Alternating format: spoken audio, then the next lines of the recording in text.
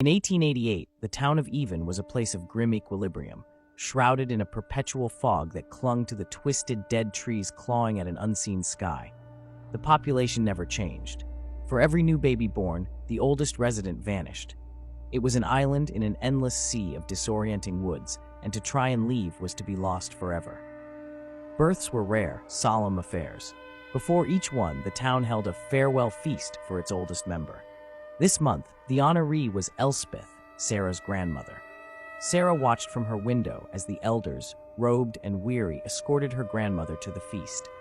There was no terror in the old woman's eyes, only a profound resignation that chilled Sarah more than any scream. Later, Sarah saw one of the elders, a woman with haunted eyes, place a comforting hand on her grandmother's shoulder. "The bond must be maintained," the elder whispered, her voice a thread of sorrow, "for all of us."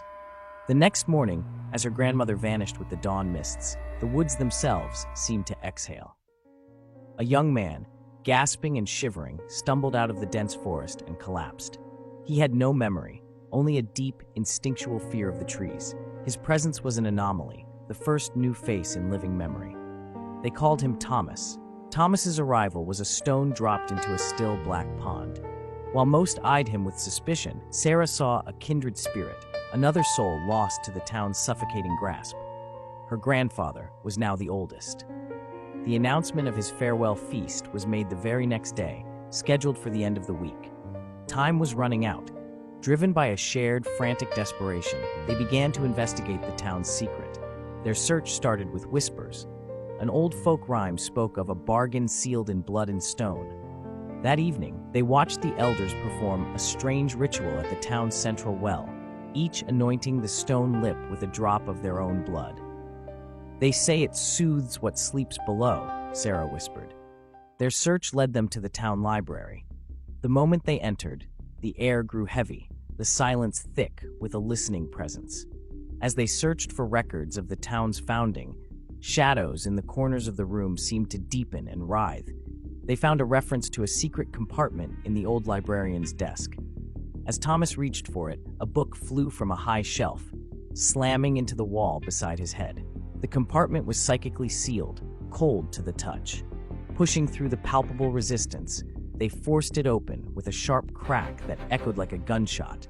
Inside, they found the librarian's journal and a crumbling fragment from the town's founding charter. The journal was terrifying, a bargain for a life free from disease, a tithe of essence. The entity preserves, a gallery of the lost encased in amber. The elders are not shepherds, they are wardens, bound to the pact, sustained by its scraps. A different, terrified hand had added a later entry. "It is not that the woods are impassable. The entity views leaving as betrayal. Decades ago, a boy tried. It took him as a punishment." The charter fragment spoke of the town's founder, a pious man who built the church upon the great foundation stone to sanctify the pact and contain its influence. Below that, a half-smudged line read, "The blood of the founders binds it, but their blood can also." The final words were lost to water damage. Driven by the journal's horrific descriptions, they descended into the well just as the feast bells began to toll. In a hidden chamber below, they found the gallery, dozens of the missing suspended in glowing amber. And in the center of the chamber, they found Sarah's grandfather. He was not yet fully encased. The glowing amber substance was slowly creeping up his legs as he stood frozen in place, his eyes wide with a silent, pleading terror directed right at Sarah. As she reached for him, a wave of psychic pressure slammed into them, a voice of 1,000 whispers echoing in their minds. "Thieves, betrayers, the tithe is due." Thomas felt a nauseating familiarity. He stopped before the amber prison of a teenage boy with a crescent-shaped scar on his hand. Thomas's breath caught. He raised his own hand, seeing the identical mark. Flashes of memory assaulted him, the terror of trying to escape, of being dragged down into darkness. He was not a tithe, he was a prisoner taken outside the rules. And now, he understood. The entity's power was vast, but not infinite. To claim a new tithe, Sarah's grandmother, it had shifted its focus, and in that moment, its hold on its oldest prisoner had weakened just enough for him to slip free. His arrival was the consequence of her departure. They scrambled out of the well as the very ground began to work against them. Cobblestones buckled and shadowy tendrils erupted from doorways. They burst into the library to find the elders waiting, their faces grim masks of duty. "You don't know what you're doing," one hissed. A struggle ensued, but the haunted-eyed elder from the feast hesitated, a flicker of conflict in her gaze that gave Sarah the opening she needed. Sarah seized the ancient charter from the librarian's desk and, without a second thought, threw it into the great fireplace.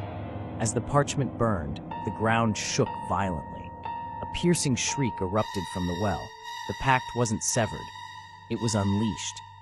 Black liquid surged into the square, and from it, shadowy figures coalesced. Panic erupted as people were dragged screaming into the slick ground. The punishment was no longer for leaving. It was for everything. "The church!"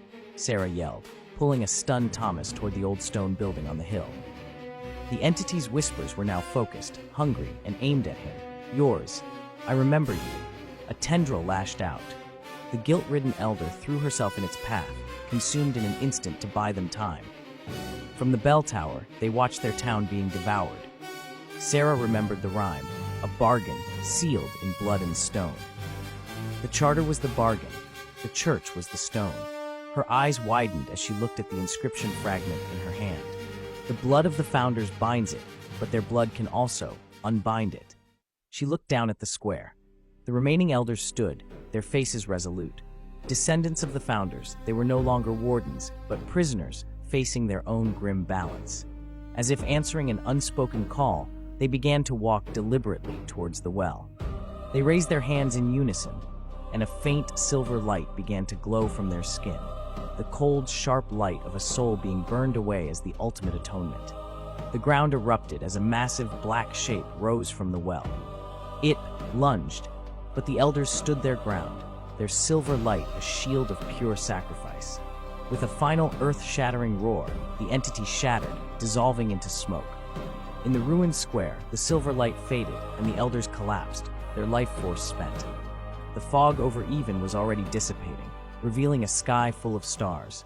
From the well, figures began to stumble out, Sarah's grandfather among them, frail and decades older than when he had vanished. The entity had fed well. The hunt was over. The town of Even was scarred and broken, but for the first time in centuries, it was free.